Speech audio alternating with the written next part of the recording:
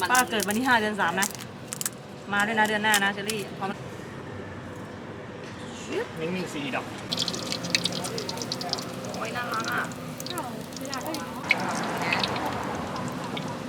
เชอรี่เราใช้เจาะเลยจ้ะเจาะตอนไหนเจาะตอนไหนป้าเจาะตอนนี้เลยก็ได้จ้ะแล้วก็ป้าก็เรียงไว้ปกติ แล้วตอนที่เราเอาไข่ลงก่อนจ้าอุ้ยน่ารักขอบคุณนะคะอ้าวจ้ะอันนี้เจาะเลยเหรอจ้ะแม่เจาะรูใหญ่ๆเลยก็ได้จ้ะป้า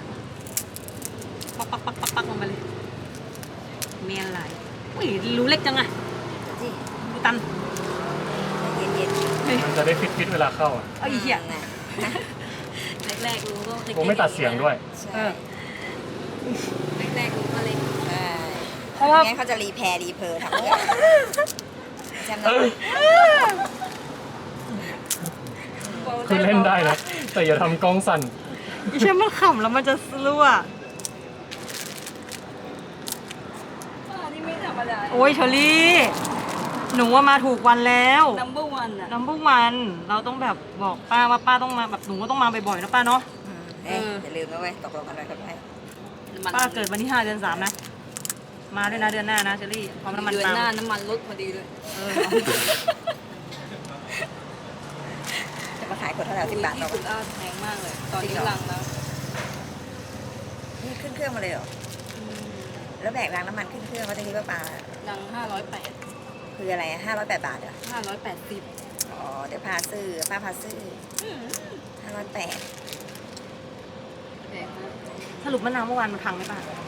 มันถ้ามันเก็บไว้ในถุงอย่างนั้นนะไม่เอาออกแล้วมันจะเป็นลาแล้วมันจะเน่าอ๋อคือมันเรามาเราต้องถึงหน่อยแล้วก็ใช้ได้อยู่เน่าไม่สามเลย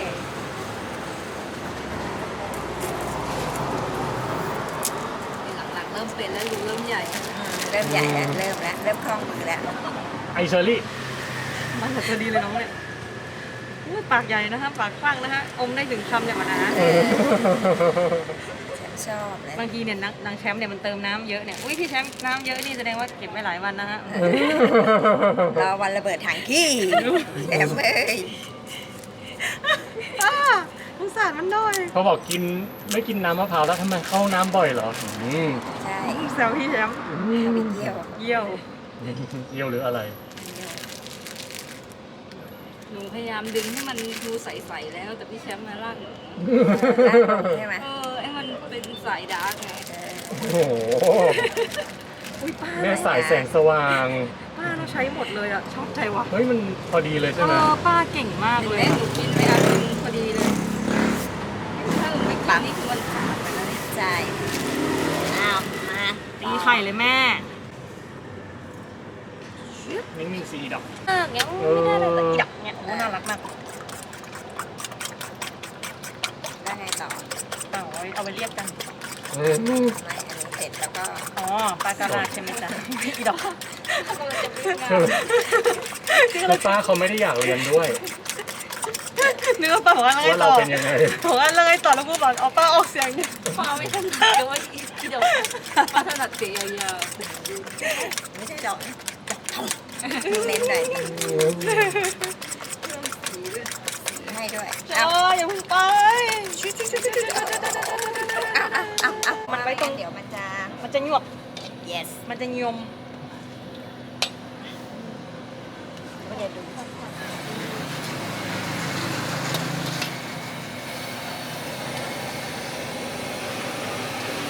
โคตรมิชชั่นคอมพลีทเลยวันนี้ได้ทำอินเดียจริงๆอ่ะพอดีเลยจบไม่ได้ไปปล่อยกู้ไหมทั้งหมดไม่ต้องกู้ไหมทั้งหมดอ๋อนี่พอดีอะ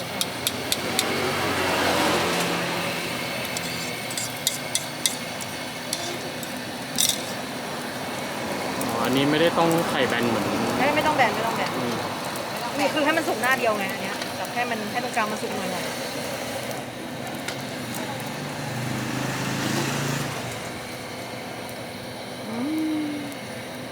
เดี๋ยวนี้ก็ได้แข่งกับป้าบอกก่อน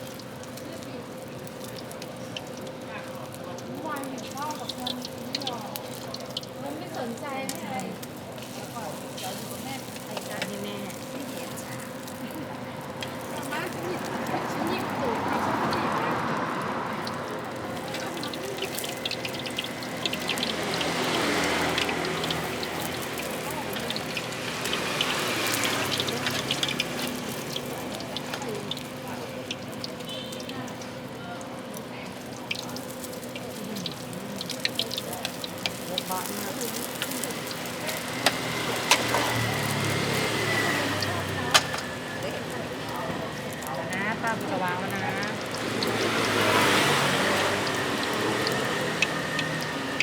วางตอนนี้เดี๋ยวแม่งไหม โอ้ยน่ารักอ่ะ มันเต้นดึงดึงดึงดึง อาจารย์ขอรูปเป็นไข่ดาวดาวกันหมดเลยคิดอ่ะ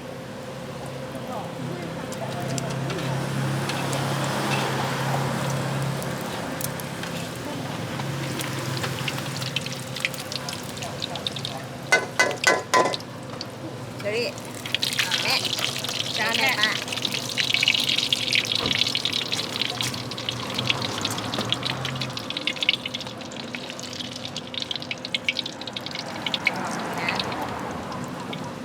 เชอรี่ระวังร้อน โอ้ย ปล่อยอะไรก็ปล่อยได้จะปล่อยดวงตีนนะ นั่นแหละตัวล็อก แล้วก็ไปหาหมูไปแหกกันแล้วมั้ง ป้าจ๋าเน้นแบบหยอดมันอุ้ยบอกกันดูดี ไอเราถนัดซ้ายไม่ใช่หรอก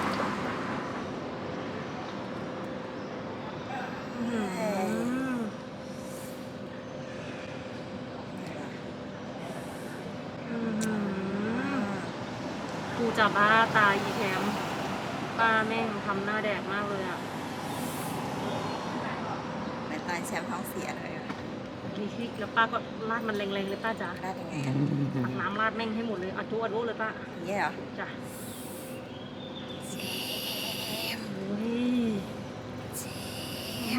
มันนี่แหละไอความเขียวนี่แหละสุดปิงกระดิ่งตูด แชมป์ทำเสียงตดด้วยเอาหมดเลยเหรอ มาแล้วจ้ะ อร่อยตรงไหนวะ ตักเลี่ยนตักอะไรของมันนะป้าข้างในเนาะ